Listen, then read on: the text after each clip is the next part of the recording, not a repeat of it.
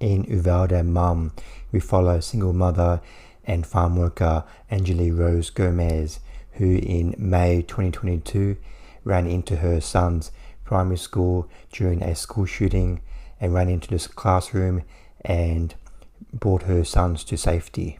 This mass shooting in May 2022 in small town Uvalde, Texas is one of the worst mass shootings in American history.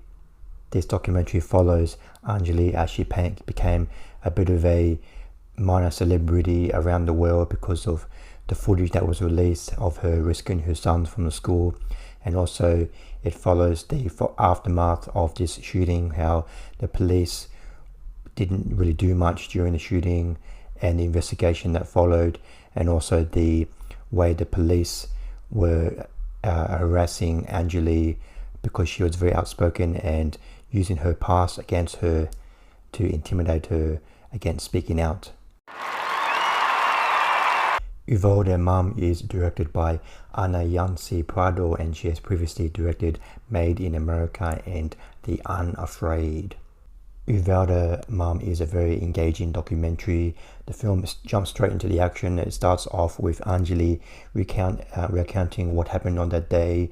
She went to work, she dropped off her kids at work, at school, and then she went to work, and then maybe in less than 1 hour she got a call saying that there's some kind of shooter at her school. So she quickly drives to school, and when she gets to the school, there's all these police there and all the other parents are there trying to get into the school and trying to see what's going on, what's happening, is it really true? And then Angeli doesn't really have faith in the police, so she tries to jump the fence of the school and go into school, but she's arrested by the police. And then when she promises to not cause any trouble, she's let go.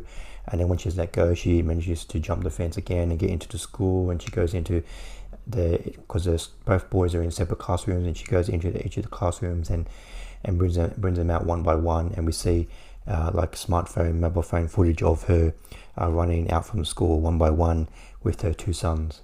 And then the film follows Angeli as she is been interviewed many times, because this mobile phone footage goes viral around the world, and she becomes a bit of a minor celebrity. And then she's very outspoken. She just recounts what happened, and she goes into school and sees like no police, no one helping her, so she just goes into the classroom and takes her kids out.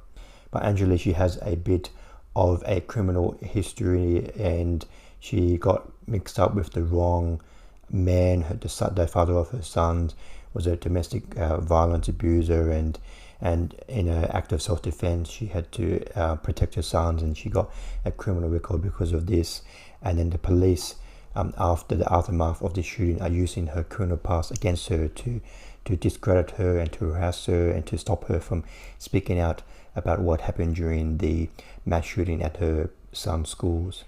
This small town, Uvalde, Texas, is probably 80 to 9% Hispanic population, and the town is sort of separated, like the white people kind of live away from the Hispanic people. And it's alleged in this documentary that the police didn't really care about the kids in the school because they're just like Mexican kids, they're not really white kids, so it wasn't really their high priority. And this sort of alleged racism, like in the school, they were asking for more security and more maintenance at this school for like long before the mass shooting, and nothing was ever done.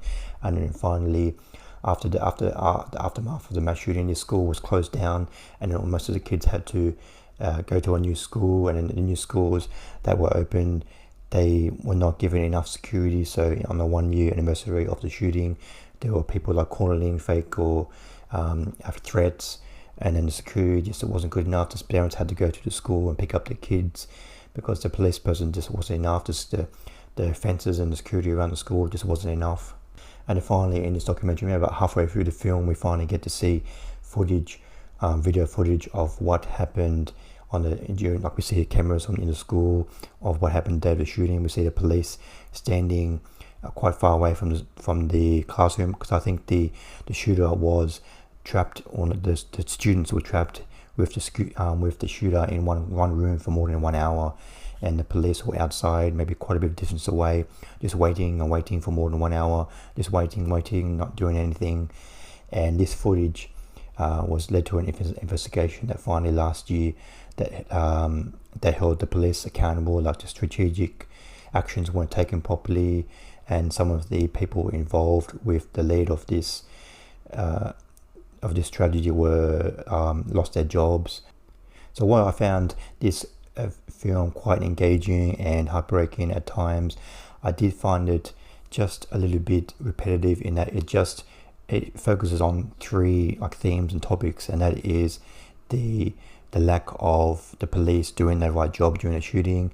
It's the harassment of Angeli by the police, and it just replays these two topics and themes over and over again. It just switches back like every 20 minutes or so.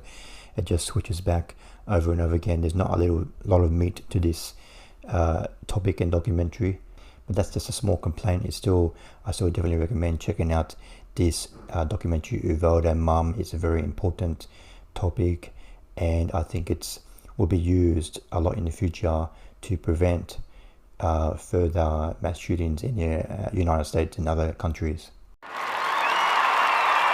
I give Uvalde Mom 3.5 stars out of 5. I definitely recommend checking out Uvalde Mom. It's very engaging, enlightening topic about not just this mass shooting in Texas 3 years ago, but also the general topic of what can we do about mass shootings, and the fact that it's been going on for so long in the United States, and we're still at this situation where the police and people are not prepared properly, and even after it happens. So it's very topical and very engaging and very enlightening. So I definitely recommend checking out Uvalde Mom. Thanks for watching. What did you think of Uvalde Mom? Please comment below what you thought of the film. Thanks for watching. See you next time. Bye.